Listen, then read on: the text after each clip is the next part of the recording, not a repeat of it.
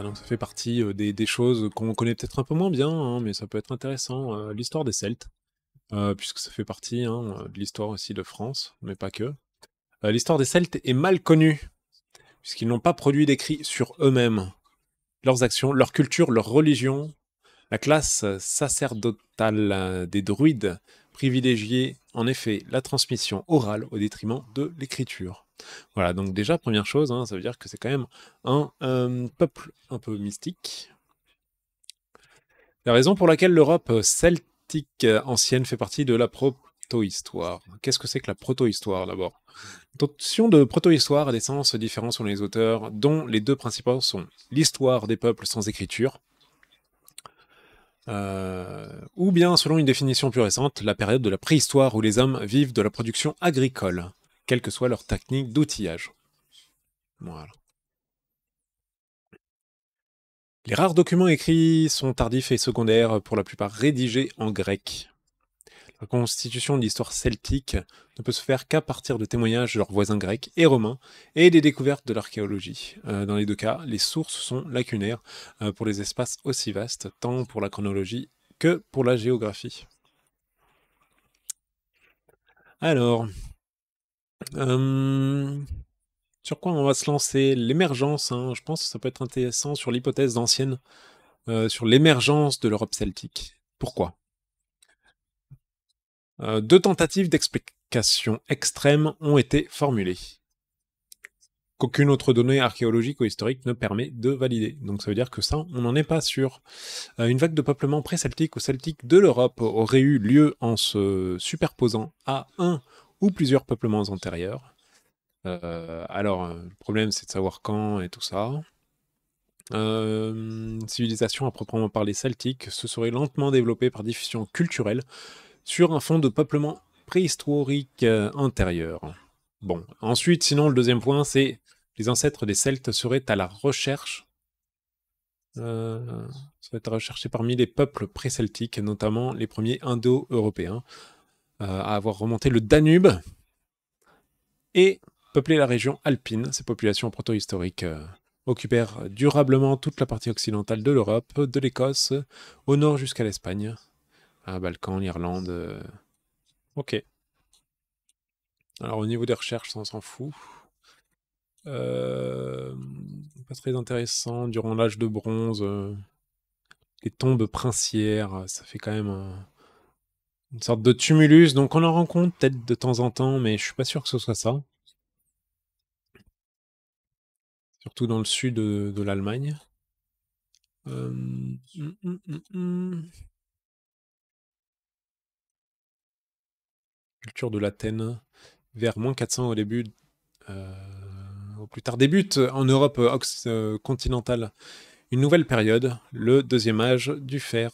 Elle est caractérisée par une nouvelle civilisation qui doit son nom à un site remarquable, celui de la Tène. Repère L sur la carte, donc ici. Donc sous les eaux de Neuchâtel, en Suisse, au même moment, des peuples celtiques se mettent en route à travers l'Europe. Les Celtes, ensuite, ils vont commencer à aller partout sur la deuxième zone. Tour à tour, l'envahisseur et pillard redouté des Celtes sont à Rome en 1900. En moins 390, vers 450, des Celtes envahissent la future Bulgarie, la Thessalie et Athènes.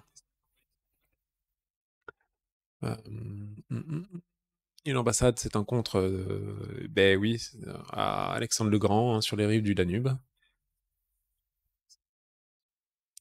Une ambassade, cette rencontre. Oh là, ça veut rien dire ça. Une ambassade, cette rencontre. Ok. En moins 278, la présence de mercenaires celtiques en Galatie est attestée. Ok. Déclin des Celtes en Europe continentale. Les Celtes sont soumis sur un continent à la pression conjuguée des Germains à l'est et des Romains au sud. Les habitats de la Tène finale sont marqués par le développement des habitats dans les villes ou oppidum celtique. Ok, île britannique, chronologie. Mais c'est bizarre parce qu'il parle pas trop hein, quand même de.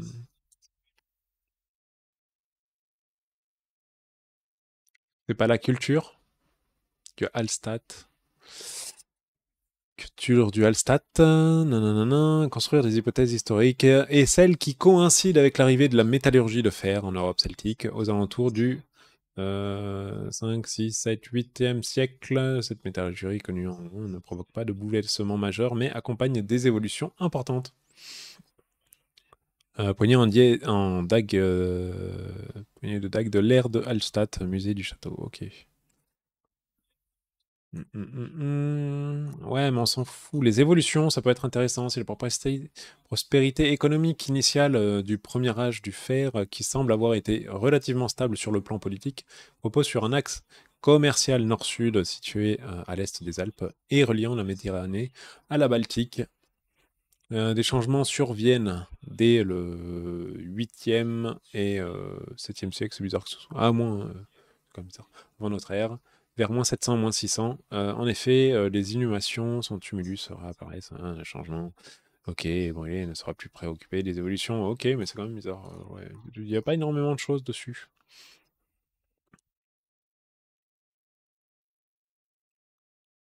Mythologie comparée, qu'est-ce que c'est que ça? Non. Eh ben, on n'a pas trop d'informations. Par contre, on a des informations qu'il y a des druides. Le druide est un chef religieux de la religion des Celtes, membre de la classe supérieure dans les cultures celtiques antiques, personnage très important au point qu'il est à la fois ministre du culte, théologien, philosophe, gardien du savoir et de la sagesse, historien, juriste, et aussi conseiller militaire du roi et de la classe guerrière. Il est en premier lieu intermédiaire entre les dieux et les hommes et correspond à la première fonction de l'idéologie tripartite des Indo-Européens, mise en lumière par Georges Dumézil. Alors, l'idéologie tripartite, qu'est-ce que c'est? La tripartition ou les fonctions tripartites indo-européennes est une thèse formulée par Georges Dumézil à partir de la mythologie comparée. Selon lui, les sociétés d'origine indo-européenne organisent l'activité humaine en trois fonctions correspondant aux domaines religieux, guerriers et économiques qui sont exercés comme des pouvoirs séparés et hiérarchisés. Ok, donc c'est ça. Pourquoi c'est tripartite, c'est bon.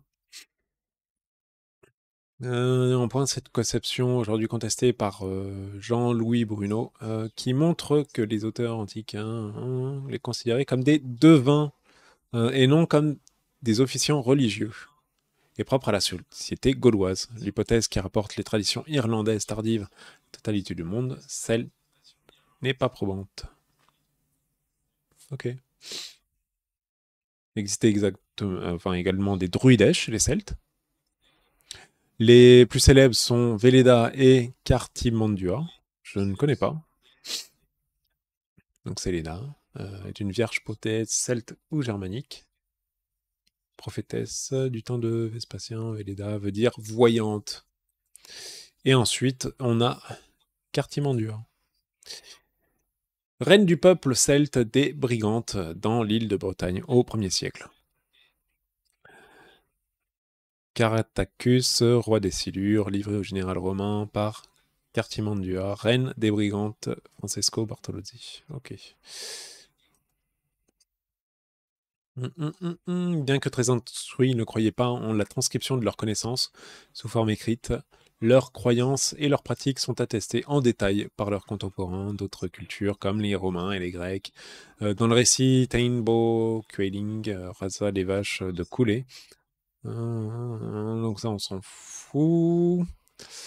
Il est chargé de la célébration des cérémonies sacrées et lui seul a le droit de pratiquer certains types de sacrifices.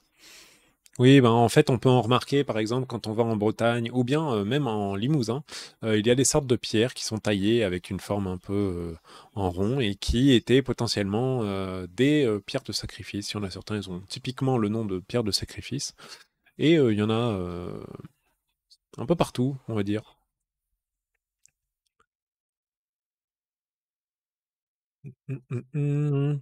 Pierre de sacrifice, tiens d'ailleurs.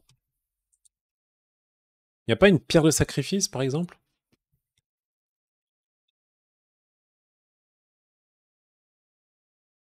Ils ont peut-être pierre de sacrifice.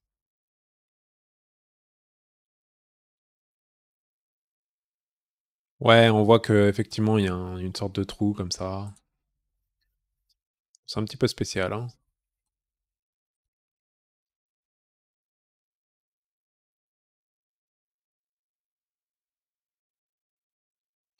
Pas énormément. Mais oui, on peut en trouver quand on va se balader un peu en forêt.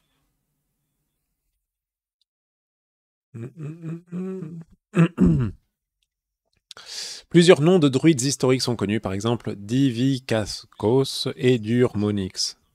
Qu'est-ce que c'est que ça, hein? Jeff et du 1 de haute renaissance, hein. Oui, bon, je pense que c'est du fake, mais bon. Gendre. Ok, il y en a énormément. Et Diviciarchos, un membre du peuple Éduin, et le seul druide gaulois. Éduin était le peuple de la Gaule celtique. Les Éduins étaient établis dans les actuels départements français de la Nièvre, de la Saône-et-Loire, ainsi que dans la Côte d'Or. Les autres dans les noms parvenus. Ok.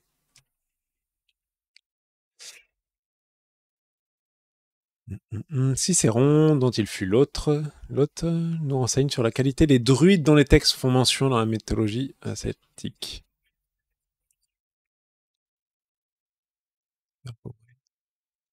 Qu'est-ce que c'est que des vergobrés? Est un personnage de la société celtique qui possédait la magistrature suprême dans plusieurs cités gauloises, particulièrement les Éduins. Source étymologique. Origine. César évoque une origine insulaire du druidisme. On croit que leur doctrine est née en Bretagne et a été apportée de cette île dans la Gaule. De nos jours encore, ceux qui veulent en faire une étude approfondie vont le plus souvent s'instruire là-bas. Mais cette thèse n'est absolument pas confirmée. Voilà, donc c'est quelque chose qu'il faut prendre avec des pincettes. C'est potentiellement, hein, les druides viennent de Bretagne, mais ce n'est pas forcément vrai.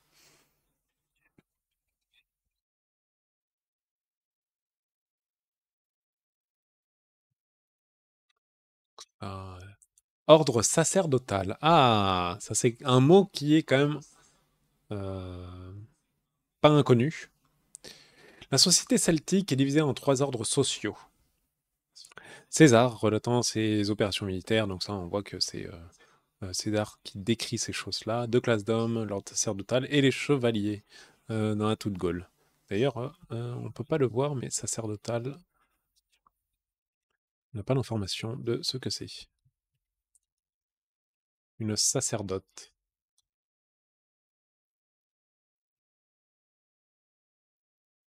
Sacerdoce. Qui désigne la dignité et les fonctions du prêtre dans diverses religions. On retrouve cette hiérarchie dans la structure de la société divine, les dieux de l'Irlande, qui reproduit le schéma de l'idéologie tripartite des Indo-européennes telle qu'elle a été exposée par Georges Dumézil. Hiérarchie. Et lui-même, hiérarchisé, ses membres possèdent des spécialités. Le mode druide est intergénérique. Le barde est spécialisé dans la poésie orale et chantée. Le vatin, ok. Rôle du druide dans la société, donc ça on l'a vu tout à l'heure, hein. Tout le rite culturel, sacrifice, mais pas que, hein. Normalement c'est pas ce qu'il disait. Rôle du druide dans la société. Attendez, mais j'étais pas au bon endroit ou quoi? Fête religieuse. Samhain, dont le sens est réunion au lieu du 1er novembre, c'est la fête la plus importante du calendrier celtique. Elle inaugure une période de noirceur et d'épreuve. Effectivement, quand on commence à être en novembre, il fait plus noir, il fait moche, il fait froid. Et ils avaient raison là-dessus. Plus que le nouvel an, c'est le passage de la saison claire à la saison sombre. Cette célébration dure une semaine, qui est hors du temps, ce qui favorise les contacts avec l'autre monde, le moment où les vivants et les morts se rapprochent. Elle caractérise par des festins et des beuveries rituelles. Imbolc signifie lustration. Et aux alentours du 1er février, c'est la purification qui marque la fin de la période hivernale. Cette fête évoque l'éveil, le printemps, temps de la régénération. Beltane, Les Feux de Belle, aux alentours du 1er mai, est une fête sacerdotale, en rapport avec Bélénos et la Palèdre. Marque le passage de la saison sombre à la saison claire, donc cette fois, Belten. Le changement d'activité que cela implique, les druides allument de grands feux pour protéger le bétail. Ensuite, l'Ugnasad, les Lugnasatis. L'assemblée Lug est célébrée au 1er août. Cette fête, associée à la moisson, aux bénéfices, à l'abondance, était consacrée au roi dans son rôle de redistributeur des richesses et protecteur. Ok. Donc voilà, donc il y a 4 grandes fêtes, on va dire.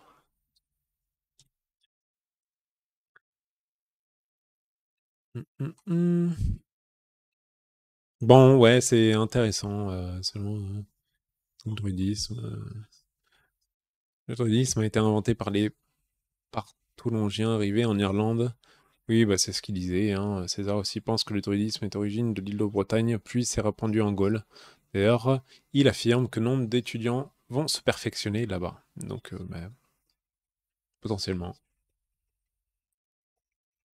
L'émanation de ce que nous savons de ces ministres, plus qu'une religion, au sens où nous le comprenons aujourd'hui, le druidisme est le fondement même de la civilisation celtique et le règlement de l'ensemble de la société. Toute la vie des Celtes est sous contrôle des druides. Les Celtes étaient convaincus de l'immortalité de l'âme. C'est la raison pour laquelle les guerriers n'éprouvaient aucune peur de la mort lors des batailles.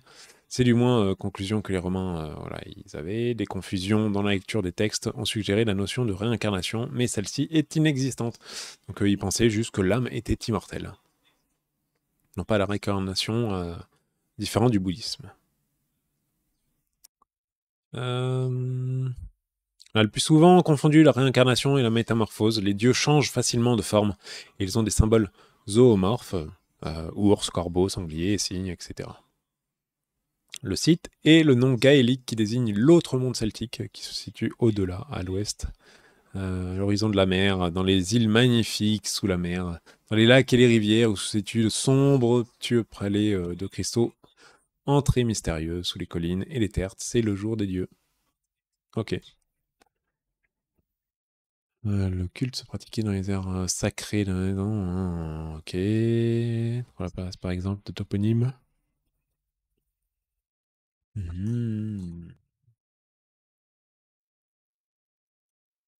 Et est-ce qu'on a des druides mythiques, hein? On va peut-être chercher. Est-ce qu'on en connaît un là-dedans?